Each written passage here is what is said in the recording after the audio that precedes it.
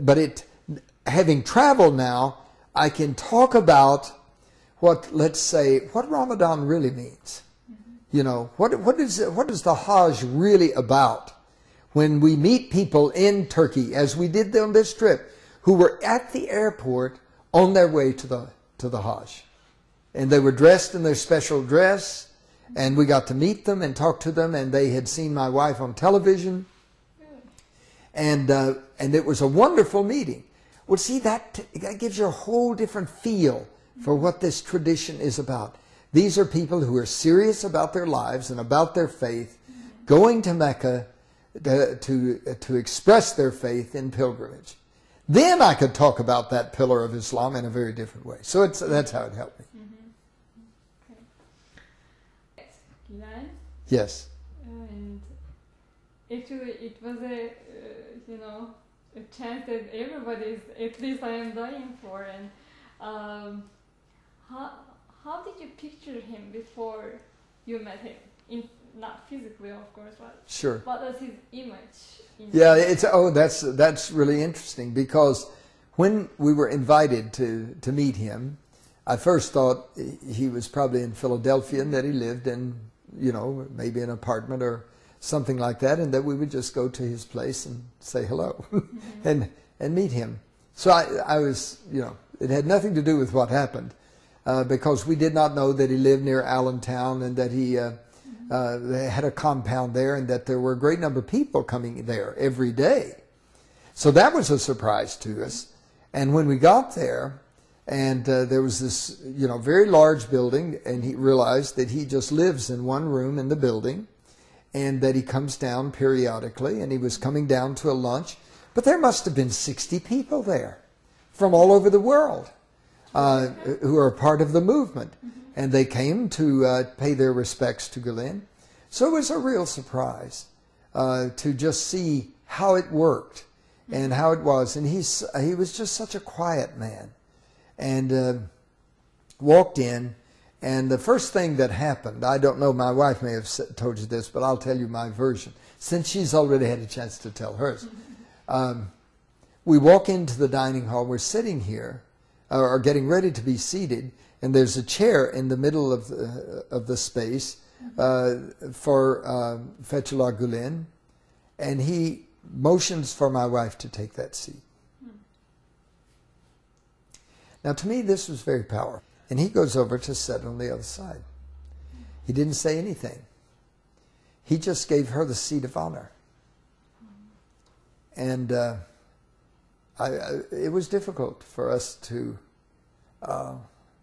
keep tears from our eyes for this reason. He did not have to say anything. He had that kind of spirit. And we met with him for the lunch. Then later that afternoon, were with him when he was teaching his students, and they were at prayer. And then we had a personal dinner, or a private dinner that evening.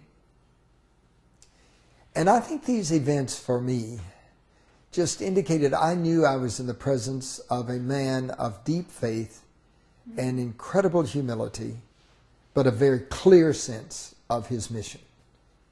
He was so humbly sure of his own standing in the world, of who he was, and what he was going to be, and of his faith. He's a man of great faith.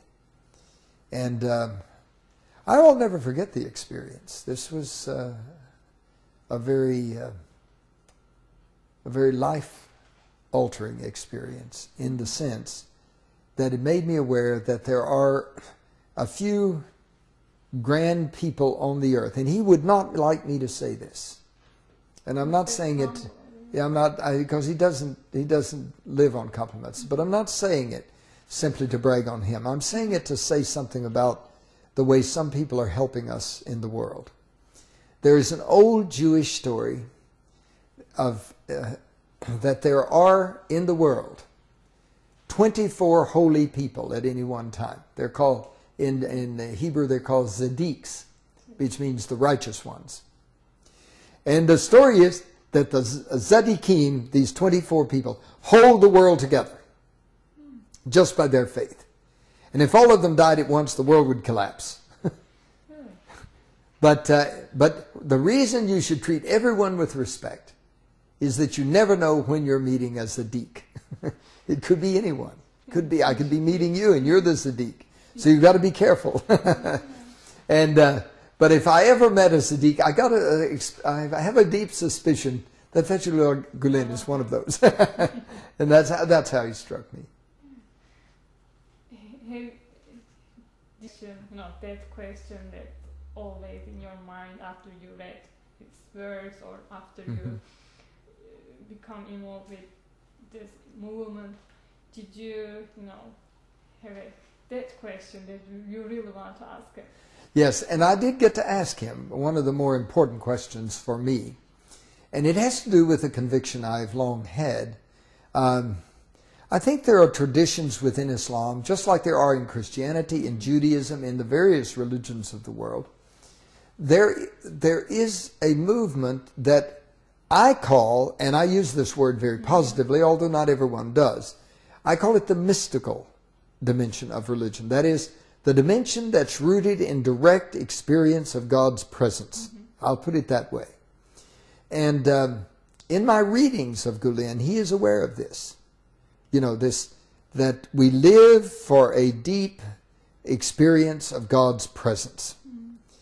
And he understands that. I can hear it in his writings. So when we had dinner with him, I asked him this question. I said, could it be possible that this deep spiritual direct experience of God, of the presence of God, is universal, and that there are people in all religious traditions who understand this and who go there?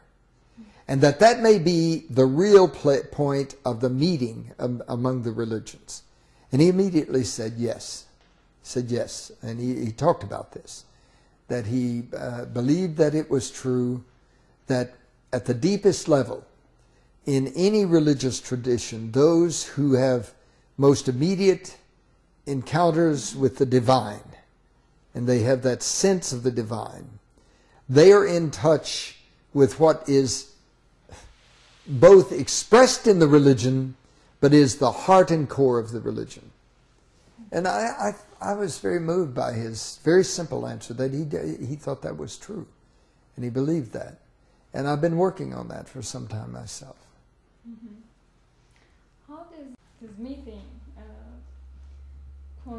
contribute to your hope to our interfaith dialogue? Or, Well, his vision, and the vision of the movement now, one of my senses of Gulen, by the way, is that he does not want things to be done in his name. He does not want to be held up. He believes he's just an instrument to help things to happen.